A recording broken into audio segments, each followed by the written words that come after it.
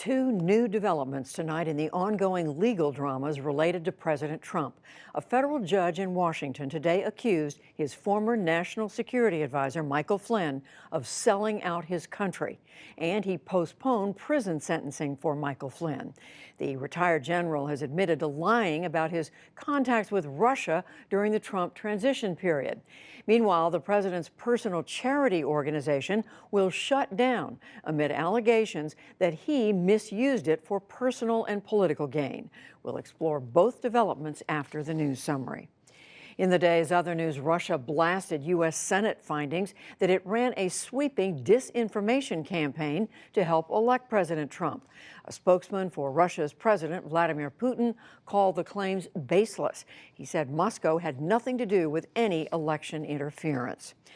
President Trump appeared today to back away a bit from forcing a partial government shutdown on Friday night.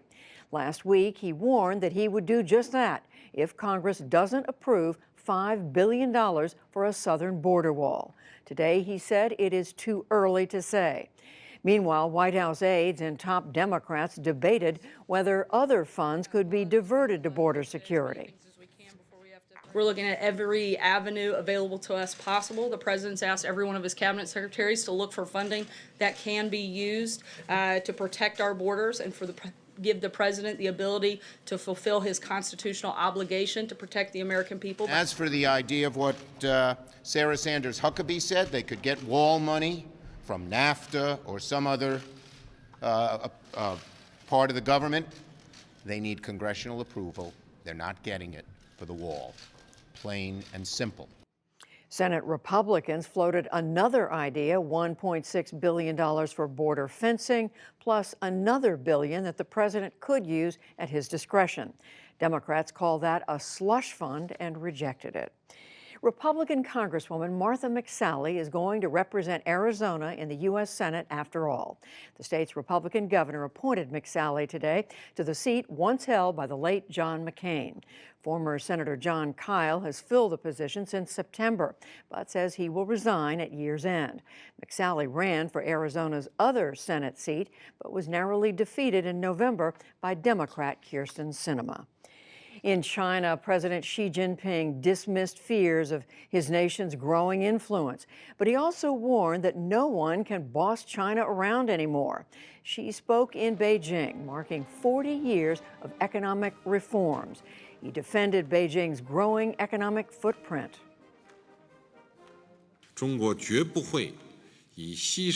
China will never pursue its development at the cost of others' interests, nor will China ever give up its legitimate rights and interests.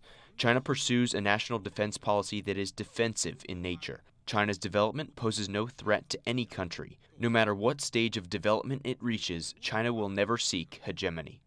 She stopped short of offering any new policies to boost China's slowing economy or to ease trade tensions with the U.S. That, in turn, sent Asian stock markets tumbling. Japan, meanwhile, moved to ramp up defense spending against potential threats from China and from North Korea. That includes adding the country's first aircraft carrier since World War II. Prime Minister Shinzo Abe's cabinet approved the new plans. It is his latest effort to expand Japan's military role. Back in this country, President Trump has formally authorized creation of a U.S. Space Command. The goal is to pull together existing units under one structure. Their focus would be on war fighting in space and defending satellites. The U.S. Surgeon General declared today that teenagers' use of electronic cigarettes has become an epidemic. That follows a survey that showed the number of teens who vape has doubled over last year.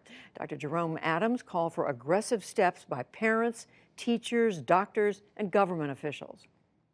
We already have enough science to tell us that youth use of e-cigarettes is unsafe. Today, we must protect our nation's young people from a lifetime of nicotine addiction and associated problems by immediately addressing youth e-cigarette use. Last month, the FDA announced a crackdown on the use of e-cigarette flavors that appeal to kids. The U.S. Justice Department officially issued a regulation today to ban bump stocks.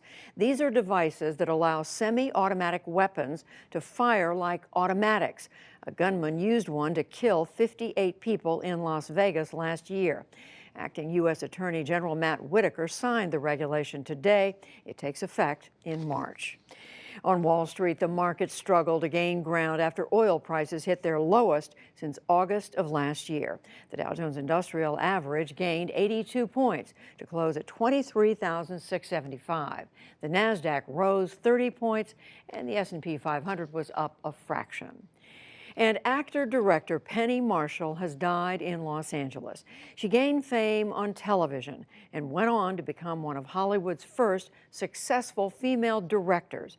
Jeffrey Brown has a look at her life and work. Penny Marshall was first, and she would later say forever, known as Laverne from the hit ABC sitcom Laverne and Shirley.